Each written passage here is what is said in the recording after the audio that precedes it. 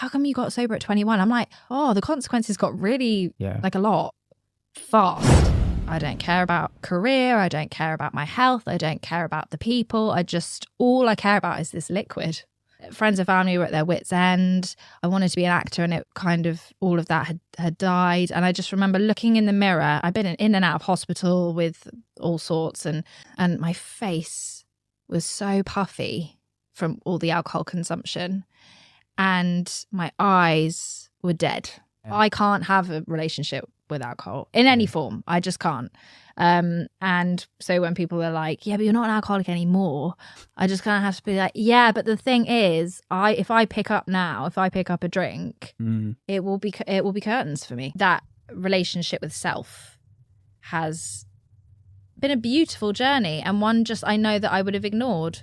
And I think when you're using alcohol, whether it be for confidence, like going out, if you're always relying upon it when you go out and socialize, or whether you're using it when you feel sad or angry, just coming home and having a couple of glasses of wine because you've had a bad day, you are depriving yourself of the opportunity to develop that relationship with yourself. And following dreams is a really important thing for me. I don't think I'd have followed my dreams. I think I'd have probably conformed and ended up doing something that I didn't really want to do. Yeah. If I'd not stopped drinking. Will you ever drink again? Absolutely not. If I have it my way, there will be no more alcohol for the rest of my life, which is mad that I can say that now, because at 21, I was like, how could I possibly live my life without alcohol? Yeah. God, you couldn't pay me enough money to try and drink again. Absolutely not. I will hopefully die a very old lady and a very sober one.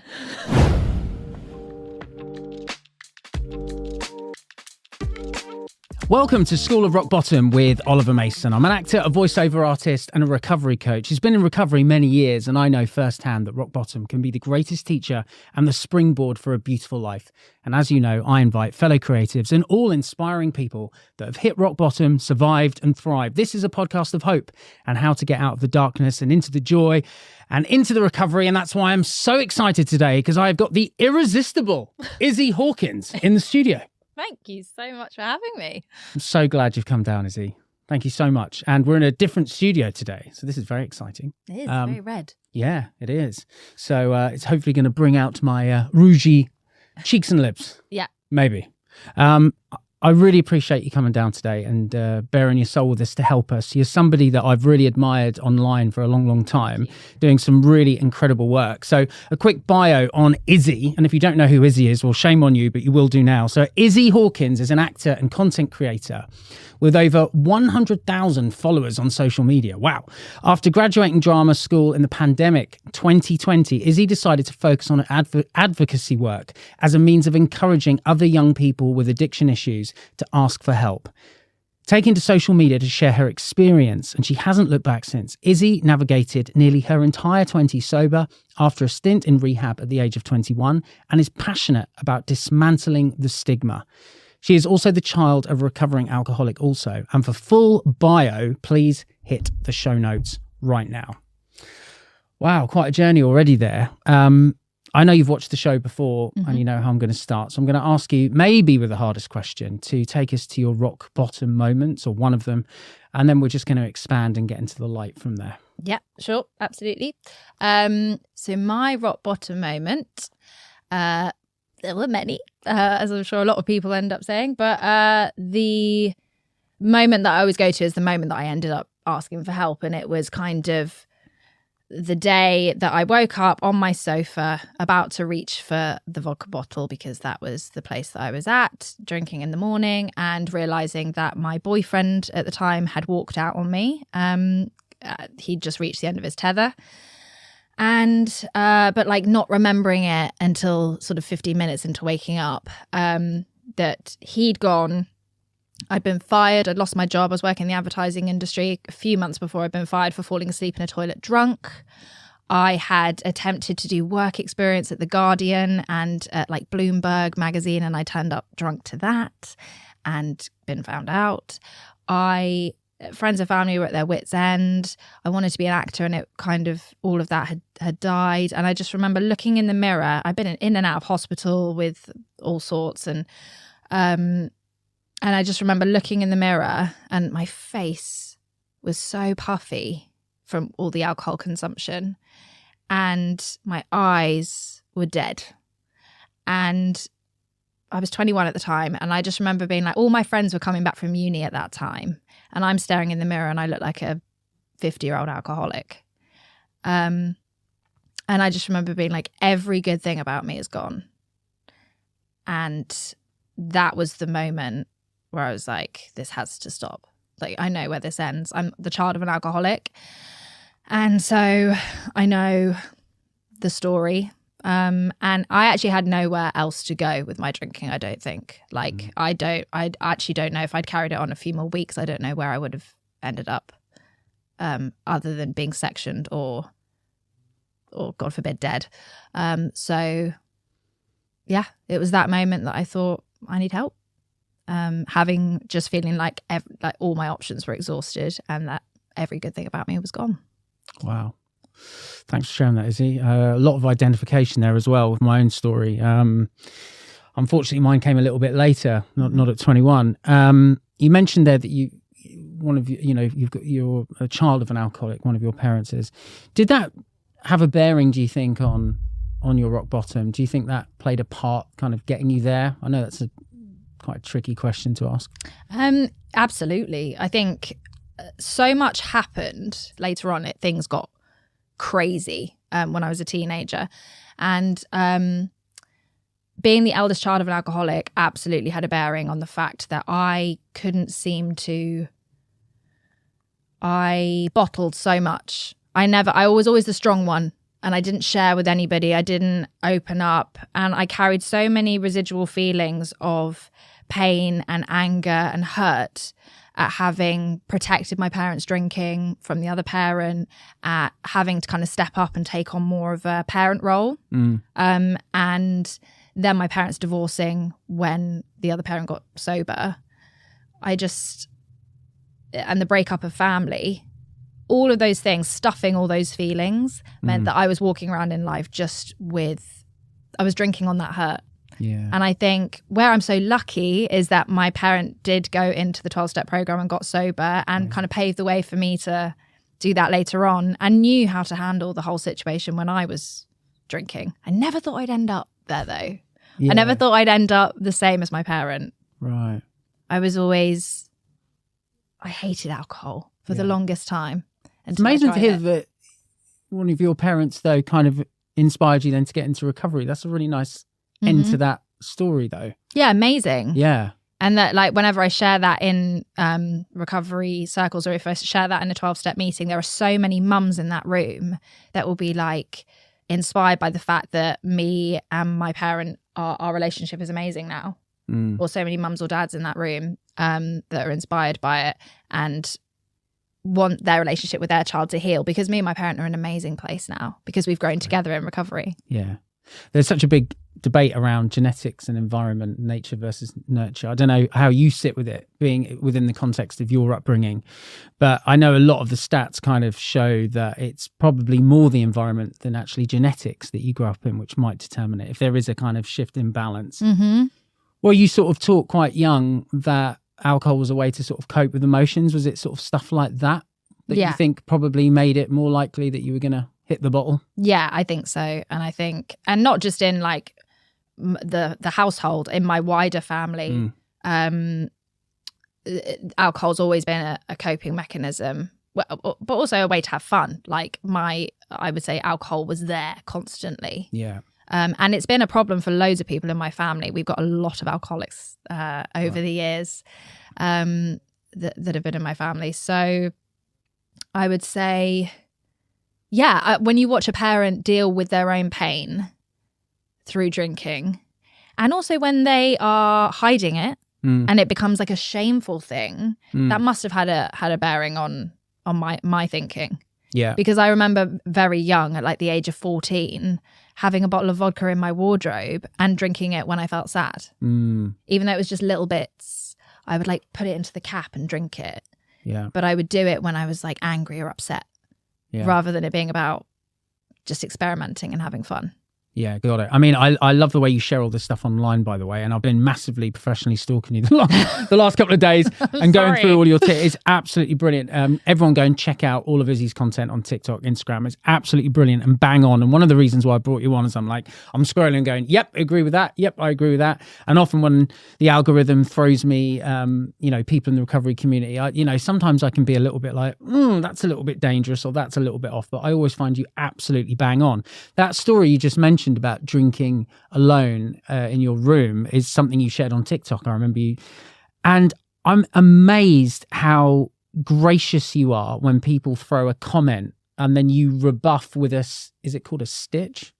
Stitch. Yeah, and I love some of your stitches because some of the responses you get, they make my blood boil. And then you reply, and then you're just so gracious and you say it so nicely back. I mean, I think around that story, someone replied, "Oh, that's what all teenagers do. They all go to their room and down drinks in private." Well, I would, greatly disagree with that. Mm-hmm. But for you've used the word alcoholic, I would say over 10 times already on this podcast. Mm-hmm. What makes you an alcoholic, do you think? I think it's two things that instantly spring into my mind. The first of all, that once I have one, I can't stop, which is just the classic. Yeah. That's what people say, constitutes an alcoholic versus just maybe a heavy drinker.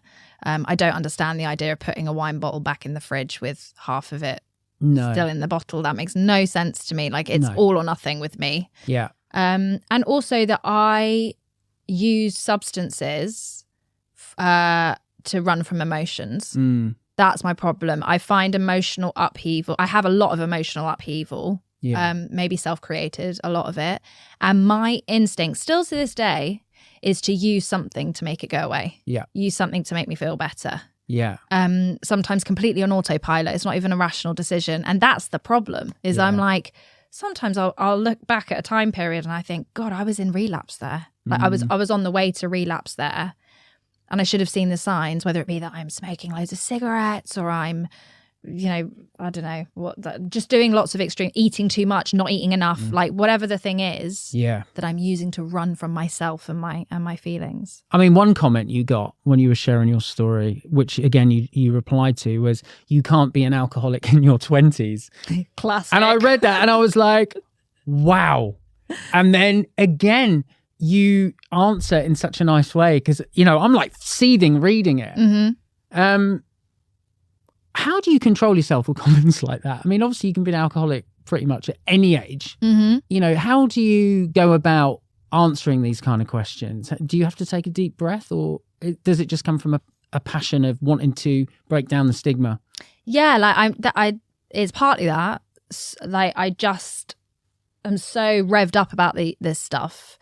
First of all, on my parents' behalf, when I was a teenager, and people would be rude about alcoholics or have something to say, I started to build my case then.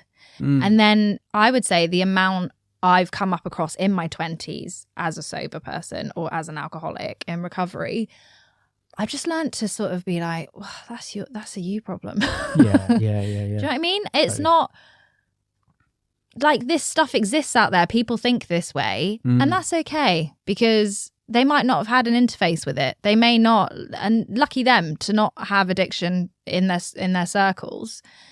And so that's fine. I don't get angry at people for thinking a certain way about something. And I think it's really important to have discussion and debate. Yeah.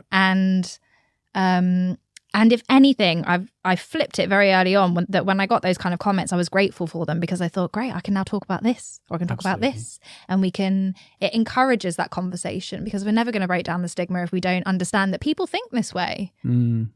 Yeah, definitely. And obviously, I got sober sort of in my sort of early to mid 30s. You got sober in your early 20s, very, very kind of different period of life. But it's amazing how things are shifting quite recently as well. I mean, these are stats that you will know only too well, that apparently 1 in 3 under 30s don't drink.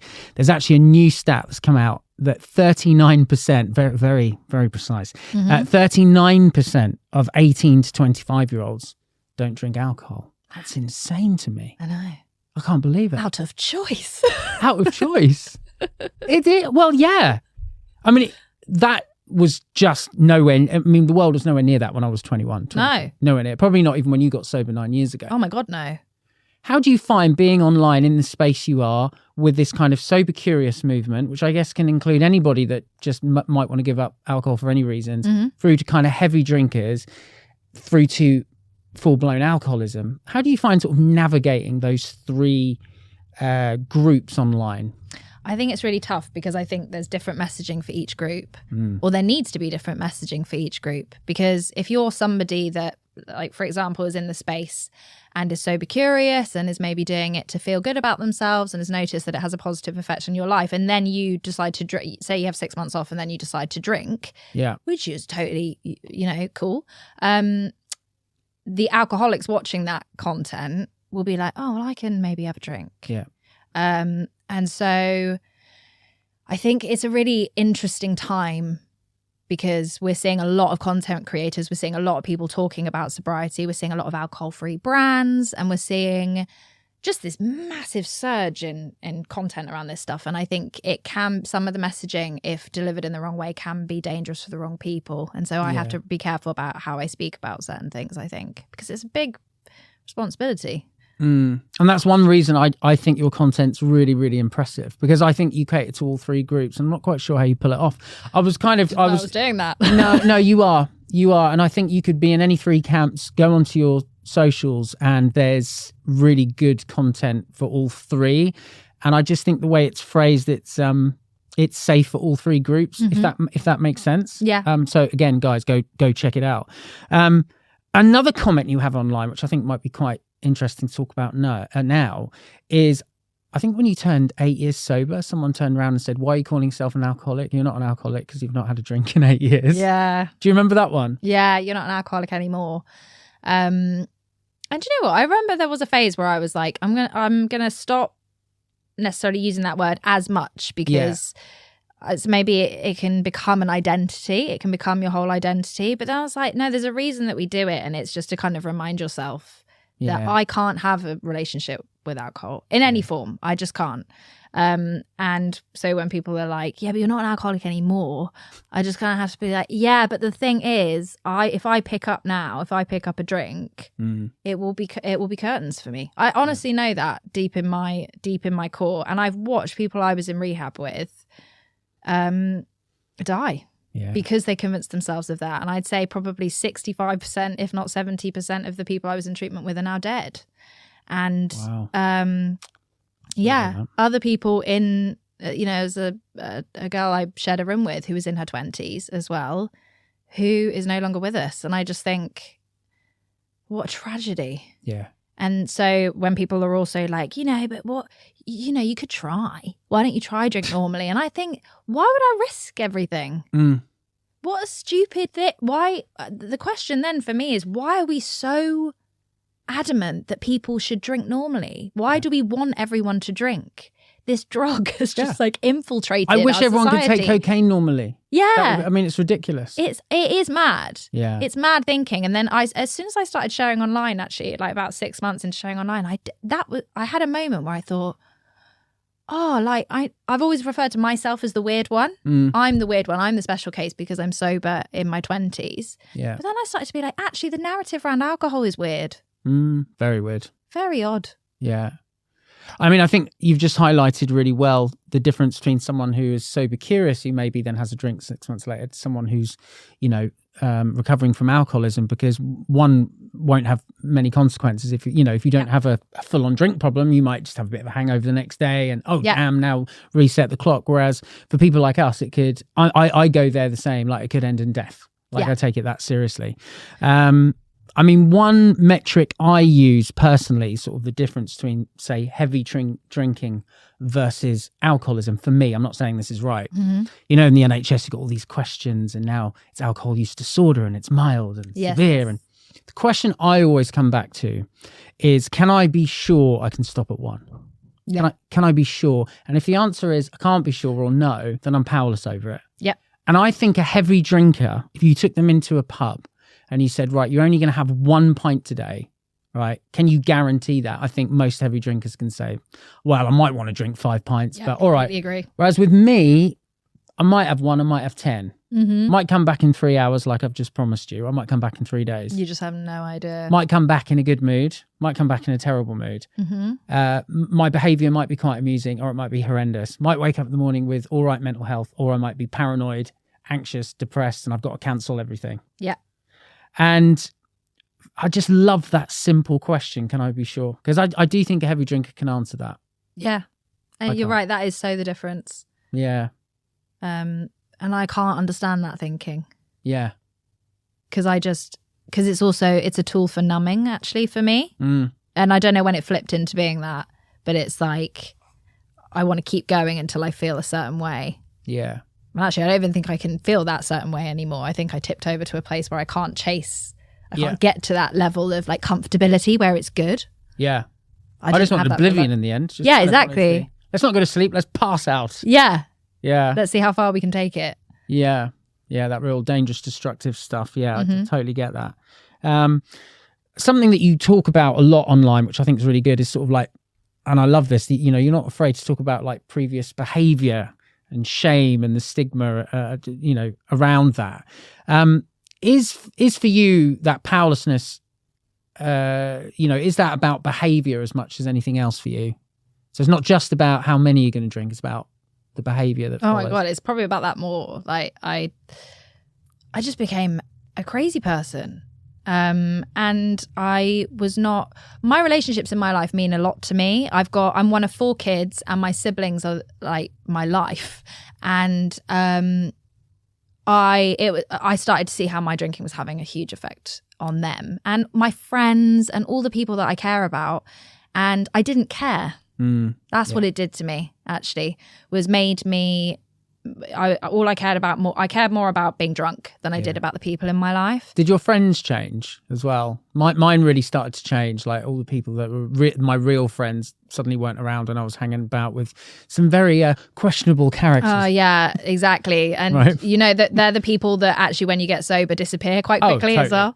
And the ones that and thankfully I managed to keep hold of my really good friendship group of girls, but they started calling me out and being like, this is great. Like you're behaving like a crazy person. Yeah. And I did find that people wanted to see me less and less and less. And that people started to have to put boundaries in place with me. Yeah. But I would say that the behavior, no regard for my safety either, ending up in some really dangerous situations for a young woman to end up in. And just the completely losing a lack of perspective on priorities as well. Yeah. Like, I don't care about career. I don't care about my health. I don't care about the people. All I care about is this liquid. Yeah, and then you get sober and then all you care about is all the other stuff you just mentioned. Yeah, exactly. I'm suddenly like obsessed with my health, obsessed with my career. Exactly. Haven't eaten enough broccoli today and I need to call my mum. Yeah. Is all I think about these days. But yeah, consequences really stacked up quite quickly for me. I think that's why when people are like, oh, how come you got sober at 21? I'm like, oh, the consequences got really like a lot fast. Yeah. Took me down quickly. Yeah. And, I think for me, it's a kind of way out of that shame spiral around my behavior from the past, because it's like, well, if I'm powerless over consumption, I'm also going to be powerless over behavior. Yeah. And that doesn't mean that I can go out and like kill someone and say, sorry, Your Honour, I'm powerless. No. You still got to pay the price. But I think, I know better than anyone that you most certainly have already paid the price like times a million, the pain that we go through. Yeah. And actually to stay in that guilt and shame just is a pointless exercise. Well, and I think the reason I share a lot of those cringe stories or the extreme drinking stories online is because I think shame is a real barrier to getting help. Yeah. And so I get a lot of messages from people that say, I'm so ashamed and embarrassed of the things I've done. And when I think about them, I have to drink again. And I get that. I was in that cycle as well. You just think, I'm such an awful person. All you can do is keep numbing yourself.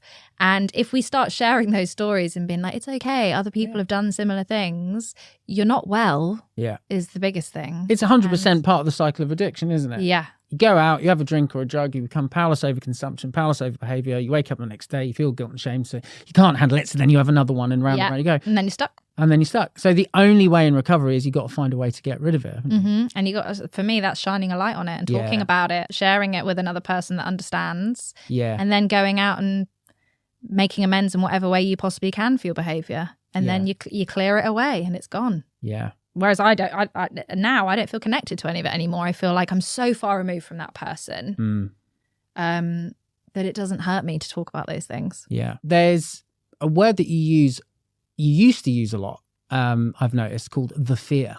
Oh, the fear. And maybe I'm getting older, but it feels like it's being replaced with hangxiety. Mm-hmm. Are they the same thing? I'm going to explain to you what I think the fear is. Go on. So the fear for me is, have you seen the movie With Nail and I? No, I haven't. Go watch it. It's amazing. I will. He talks about the fear. And there's also the fear and loathing in Las Vegas. And I thought maybe it's connected to that. But to me, it's that crippling shame and guilt in the morning where you feel like you're the world's worst person. Yeah. And also it's like physically you're addicted to alcohol and you're actually like shaking and sweating. Yeah. I get a sense though that hangxiety is a kind of slightly different thing. Or have I got it wrong? It's not really a word I understand, if I'm honest. I think they're the same thing, really. Okay. But maybe hangxiety is like can maybe sometimes be a bit milder and a bit more trivial. But I don't know. I think you can use them interchangeably, to be honest. Right. But yeah, same thing. It's having a hangover. Maybe it's also the actual effects of alcohol leaving your system is when we're talking about hangxiety. Right. So it's the hangover anxiety. Gotcha. Of what did I do last night? Who did I call? Have I humiliated myself? And I'm never going to drink again. That's hangxiety. Wow. That seems to be getting a lot more common. You know, that seems to be a reason why a lot of people are sober curious and wanting to get sober, because so many people are reporting that as an unwanted consequence of 100% just heavy drinking or going out. Yeah, which I think, and I do look at people around me and I notice that them feeling super anxious the day after that they've been drinking. And I remember this was a really good example of the difference between a normal drinker and a dysfunctional drinker. Was a friend of mine when we were on holiday in Croatia this year said that, and he's drinking less, and he said the feeling of drinking and having a great time no longer outweighs the feeling of waking up with a hangover. So he now places way more value on waking up feeling amazing in the morning than he does on getting drunk. 100%. And that to me is like, I don't understand. Again, I don't understand that thinking, because for me, it was all about the drinking. I didn't care about the morning after. I didn't care about the consequence. When I was in it, I did, but I'd never be able to flip to that place. It's weird. I could always really live in the day when I was drinking. Oh yeah, for sure. And not worry about tomorrow. Have no understand. It was like it didn't exist. Yeah. No concept of the day after. That's future Issy's problem. Yeah, absolutely. It was always that. Talking about the benefits of being sober, I mean, you talk about this a lot, and in some videos you sort of break it down into 5, but just in a more of a loose way. What would you say the major benefits to you are now being sober? I think the biggest one that I always talk about is having got to know myself better in my 20s than I would have done. That relationship with self has been a beautiful journey, and one just I know that I would have ignored. And I think when you're using alcohol, whether it be for confidence, like going out, if you're always relying upon it when you go out and socialize, or whether you're using it when you feel sad or angry, just coming home and having a couple of glasses of wine because you've had a bad day, you are depriving yourself of the opportunity to develop that relationship with yourself and know, like, where's this coming from? Yeah. Could I work through this? Could I deploy different tactics? Which is also another benefit, is building a toolbox that serves you in life.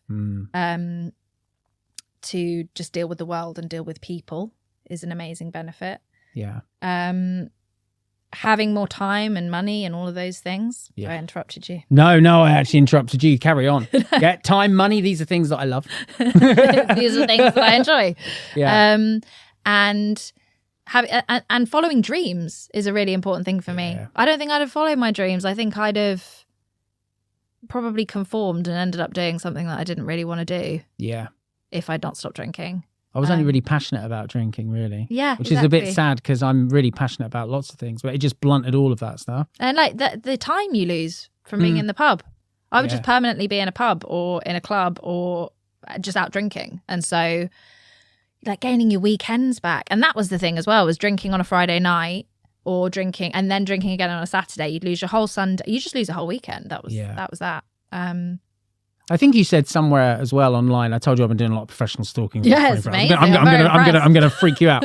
That you I don't want to misquote you, but you're almost grateful you became an alcoholic or something around those. I think someone asked you a question like, if you could go back and change everything, would you? And I think, and I think you said it was multifaceted, but your answer was no, you wouldn't change anything, which I get. I had to really think about that because I think I remember reading this poem, which might be quite a famous one, that was, it's in the valleys we grow. And I think when you're in struggle and when you are faced with the worst parts of yourself, you have to dig deep and work out, do I still want to be on this planet? Yeah. And therefore I don't have regrets, and I would really rather have not gone through all the hurt and the pain.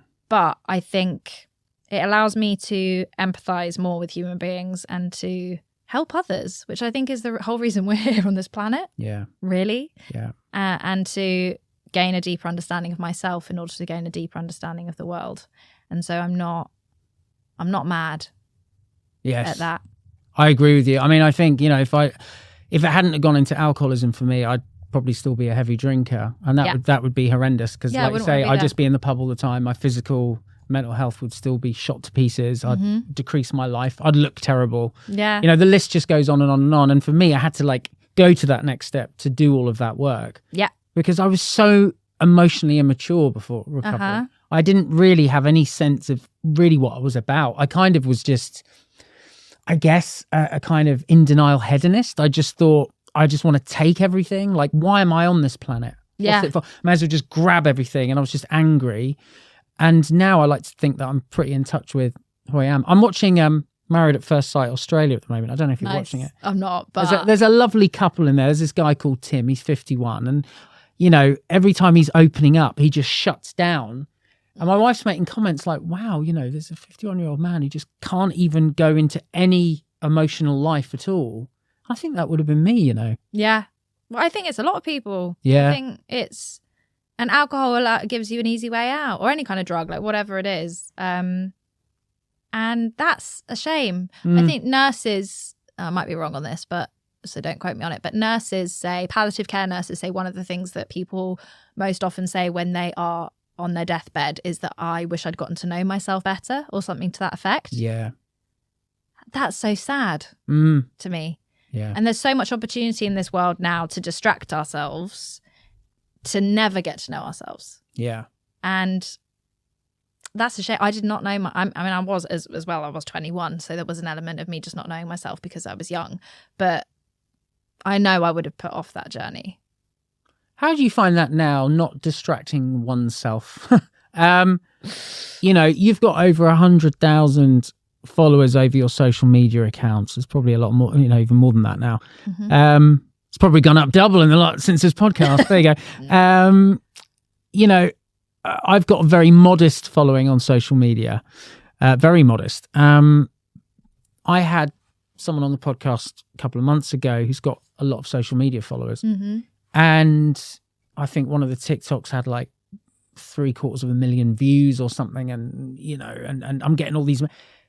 And I didn't enjoy it, really. I felt really anxious. Yeah. Because all day it was going ping, ping. But I was kind of enjoying it as well. It reminded me a little bit of drinking. I was like, this feels great, but I feel horrible at the same time. And then I was turning my phone off and then feeling anxious about stuff I'd missed. Yeah. And maybe someone had said something negative and I need to... How do you deal with having all these followers and Instagram likes and TikTok likes and comments? And how do you deal with that? I do seem to be able to detach from it quite well, but I think I didn't start creating content until I was like 7 years sober, and so I was quite far into the journey.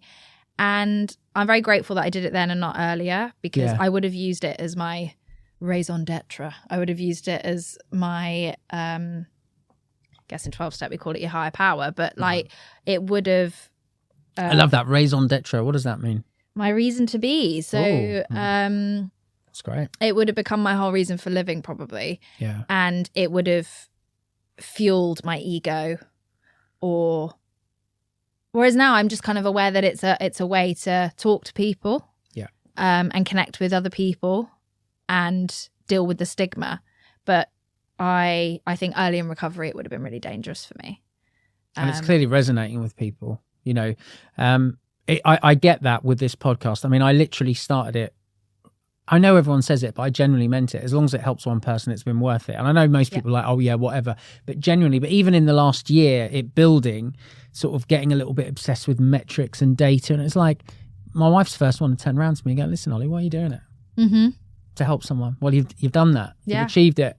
And, you know, I've got friends sort of in business and like, you know, what's the end game here? You know, you know, around money. And I'm like, there isn't one. Yeah. I'm doing the end game now. I get that. I'm so the same. Is it that sort of thing? Yeah. It's kind of, I very much live my life now as going with the flow and trusting that the right things will happen and trusting the universe to make the right things happen. And so if it all disappeared tomorrow, I would completely have faith in that, in my journey. I'd be like, wow, that was meant to happen. That's fine. It was there for a bit and now it's gone. Yeah. It's not my reason for living. It doesn't bring me, it's not my identity. And so therefore it's just a tool for communication. Yeah. And the trolls have never bothered me. Yeah. Not in the slightest. And that's where I know I'm in the right place in my recovery to do this. Yeah. Because again, 5 years ago, I would have been torn up. I'd been torn up at the idea of people not liking me. Yeah. That would have been awful. Yeah. Like, oh my God. Whereas now it's like, that's cool. It's not my business what people think of me. So I love that. What other people think of me isn't my business. It's not. Never quite pulled that off fully. Mm-hmm. I reckon I get there some days, get to about 98%, 99%. Yeah. But I'm sort of faking it to making it a bit. Yeah. In the real world, I am. Right. But online. Gotcha. I haven't got time to worry about what digital humans think of me.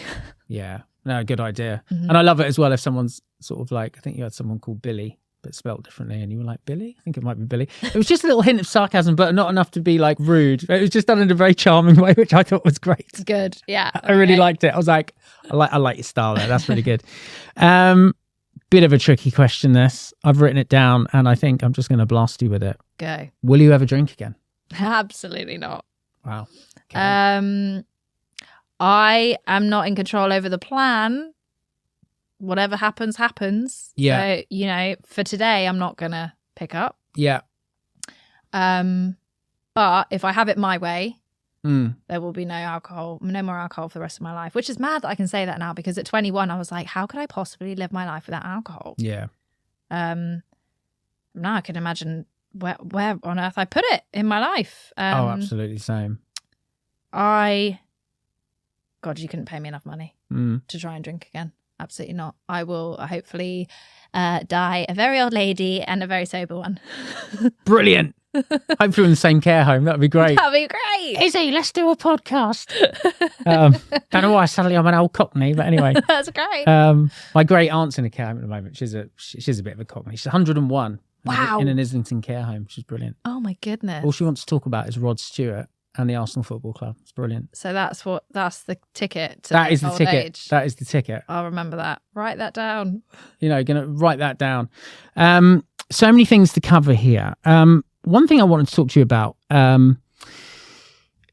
You said that, you know, you got sober at 21 and, you know, you've had such a full life and all these things and all these benefits of being sober. One thing that I think people worry about, I think you mentioned your partner or a husband earlier. So obviously on this journey, you've met someone. Yeah. It's gone very well. Yeah.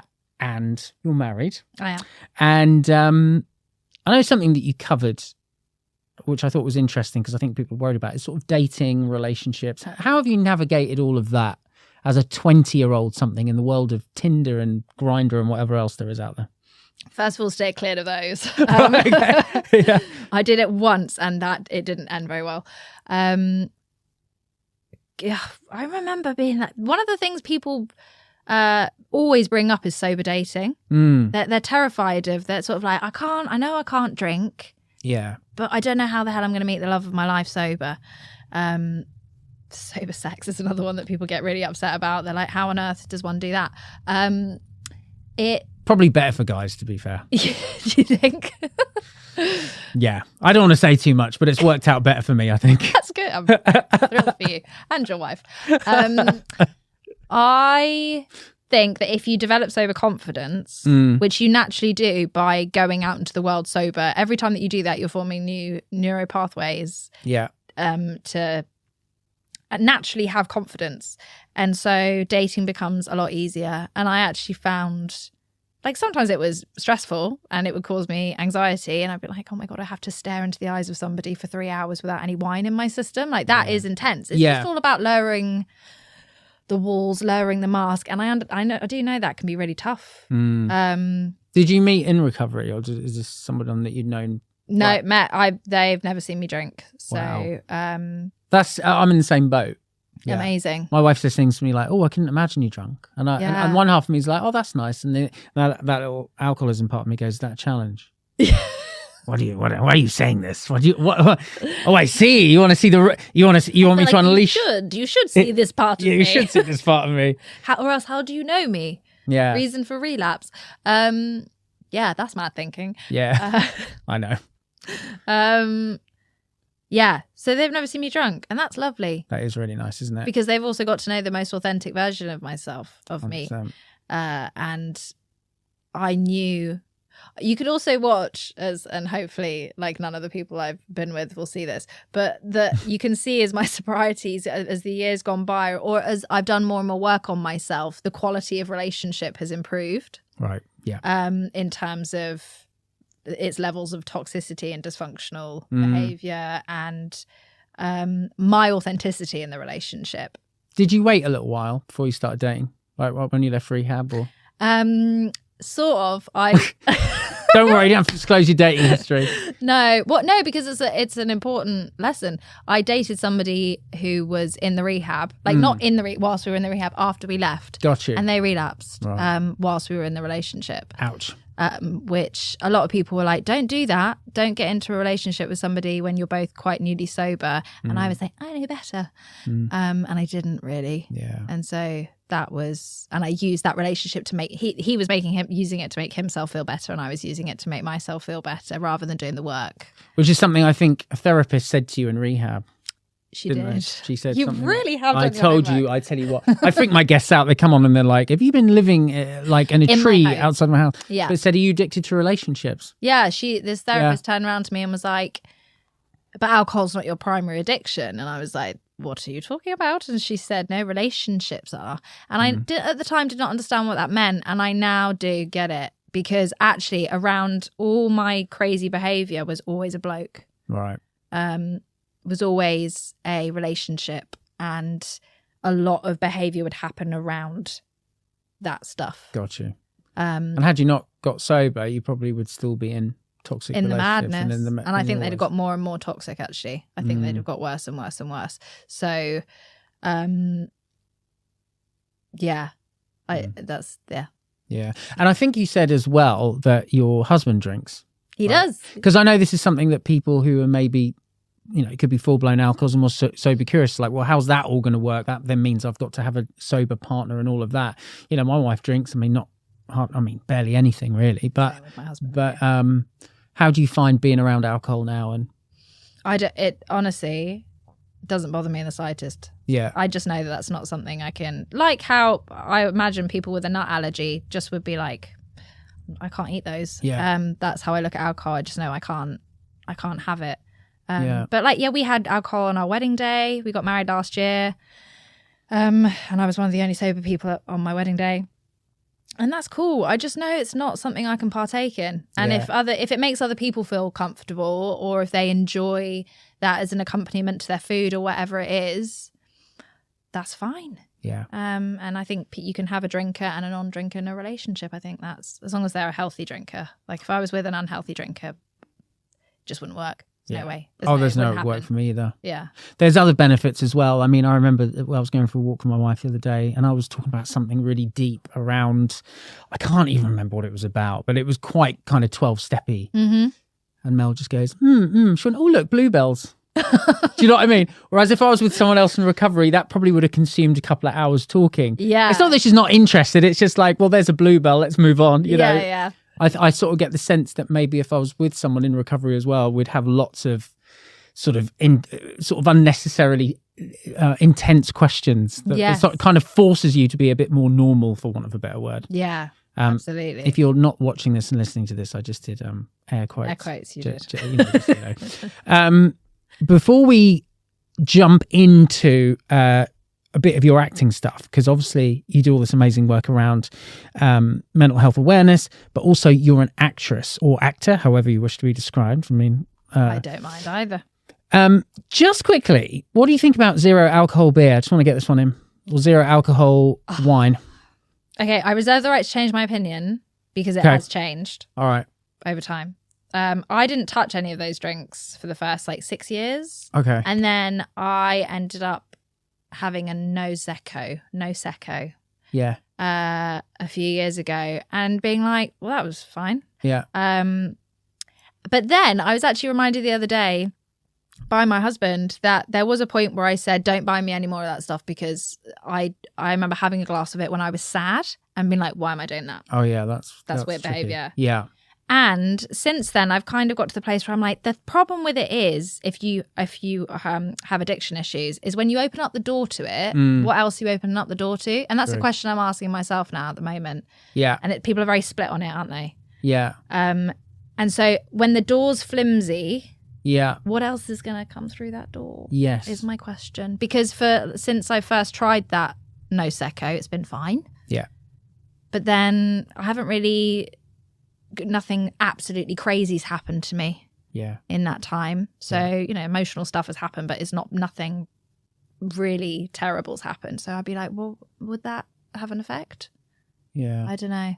I can totally see how the sober curious or heavy drinking crowd, that could be like a really amazing thing. And I think for some people, 100%. I think for some people in full-blown alcoholism recovery, it could be a great thing too. It's just, I think for me, it's a slippery slope. I don't see anything wrong with a mocktail. I'm just talking about myself here, not for anybody else. Nope. I don't have any problem with a mocktail because to me, it just tastes like a load of fruit juice.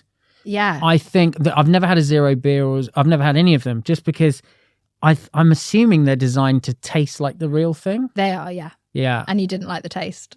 No. But then once I've got the taste, what does that, and then is it about sort of, does it then become like a prop? Mm-hmm. I'm talking about myself. Yeah. When I'm out. To me, it's a bit like doing baby powder in the toilets, going, let's just do a little line. Like, it seems a bit silly.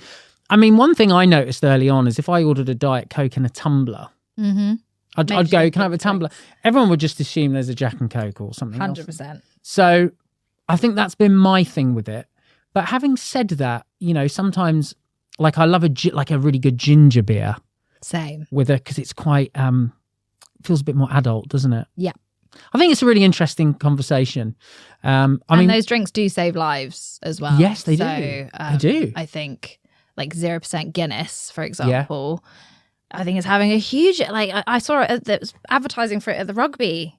And I was like, that's mad, actually, when you think about it. It's incredible. I love it. I think it's so great that this is being so more widely accepted. Yeah, it is. Yeah, I mean, what I say to people in the rehab is I just say, get some recovery under your belt first and then you can make a decision. Yeah. As kind of how Very personal. Yeah.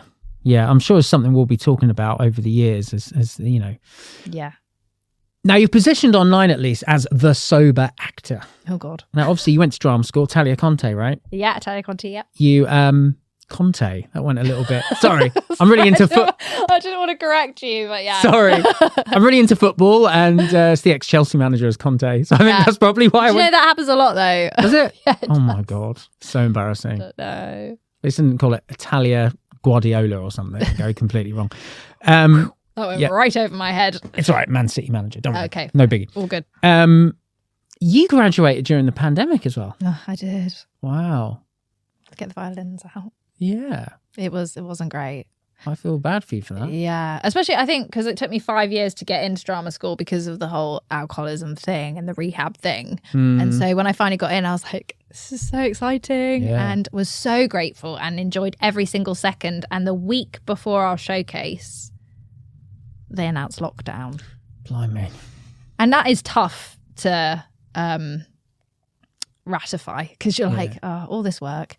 And all conversations with agents kind of died. And the industry shut down. Everyone went through their own personal pain with lockdown, didn't they, in terms of job stuff. So, but that was difficult to accept. I'm really glad though that you've got some great representation and things are moving in the right direction for you. It's absolutely fantastic. Some things that are sort of generally kind of triggering for people in recovery are really under the microscope if you're an actor. So I'm going to pick out some things now. You call it comparison fatigue. Oh, yeah. That must be a nightmare being an actor. Mm-hmm. Yeah, it is. And, you know, I've seen so many people get so eaten up by comparison fatigue. Yeah. And I so get it because I think it used to consume me. But I've got to the place now where I make an absolute habit of, as soon as I see somebody I know is doing something, a play or has got a TV show or any kind of gig, I will reach out to them and say, I'm so proud of you. Congratulations. Yeah. And I found that's helped me massively, you know, because I'm forced to reframe that and be like, and I remember there was a coach, like an actor's coach that maybe we saw when we were in drama school, who said you have to reframe that stuff to seeing that success is in your circles. I love that. It's moving closer and closer to you. Yeah. And so if you can see all these people doing well, that's only a great thing. Yeah. And that's really helped me as well. Yeah. And I think we have to be happy for people. I think that we can get really, in this industry, get stuck in just being envious of people and therefore not cheering people on. And you lose nothing by cheering people on. Exactly. You weren't going to get the same role as them anyway, for God's sake. That's right. So why are you feeling that way? Just, it's good for your soul and it will help you operate at high vibration if you are kind to people. Yeah, and the universe notices, right? If you're sort of authentically, happy for that person. 100%. Karma does its thing. Yeah. I believe that. It is crazy. I mean, people in my circle now, I'm seeing them at Oscars and Emmy events and Olivier's and, in the biggest film. And it's incredible to see people that you've come up with doing that stuff. You're like, wow, this is mad, And like you're saying, it's coming. Yeah. It means it's bringing everything closer. It's coming in and you just, I have to find what my purpose is. Yeah. And I just trust that will happen at some point. If it's meant to be acting, it will be. If it's not, it will be something else. It's all good. Yeah. Well, I think you're bang on purpose anyway, from my perspective. I love everything you do. One thing that... Thank you so much, George. We've got 5 minutes. I'm going to wrap it up now. Here we go. One thing that I just want to end on here. You talk about control a bit. Well, probably quite a lot, actually. In that we only control ourselves and what we're doing and the things around us. Is that something that helps you in the acting industry? Because I guess all we can control is our acting, really. Mm-hmm. Just show up, do the best tape you can, do the best audition you can. And when you're on set or on a stage, is it that sort of thing that helps you as well within the acting world? Yeah, I think so. Having that moving with the flow of things, having that philosophy versus the controlling, trying to force everything and control everybody around me, which is what I had when I was drinking. But I also think naturally being the child of an alcoholic, you end up in that place where you feel like I have to be in control and I have to, because I felt like I had to be like that for my parent. Yeah. And so, now I just choose to take my foot off the steering wheel. That's not the saying. You could drive like that. Uh-huh. You probably have in the past. I might have done. Who knows? The only person I have control over is me. Yeah. How I show up today and my performance, or how I learn a script, or how I tackle a self-tape. And the rest of it will just happen the way it's supposed to happen. Yeah. I do also sometimes get stuck between control and action, because there's action you can put in, like emailing people or, trying to get yourself seen for things or whatever. But there is a difference between that and control. So it's about trying to find that perfect balance, which we never will. No. Guess that's Serenity Prayer in a way, isn't it? Yeah. I guess. Back to that old chestnut. That old thing. I'm so gutted we're out of time. I feel like we could have chatted for another hour. Maybe there'll be a part 2 next year. Who knows? Maybe. Do you know what? Issy, I just want to congratulate you on 9 years of sobriety and all that you're doing in the space, giving such positive and accurate and inspiring information online. I hugely applaud you, and I think your work's outstanding. I really do. I think it's really, really, really good. That's so kind. And so thank you for coming down. Hope you've had a good time. Thank you for having me. It's been lovely. Oh, thank you. Guys, please go to the show notes now. You can find out how to follow Issy on all the socials. Get straight into all that content. It's absolutely fantastic. Wherever you've been watching or listening to this today, please give it 5 stars. If you've hated it, just don't give me any stars. Just ignore it. 5 stars. Give it 5 stars anyway. Yeah, exactly. Give us 5 stars anyway. A review really helps on Apple. Also on Spotify, if you can rate it 5 stars, that's really good. If it's on YouTube, subscribe. As promised, I will have a new episode in 2 weeks' time. But until then, look after yourself, and thanks for watching or listening.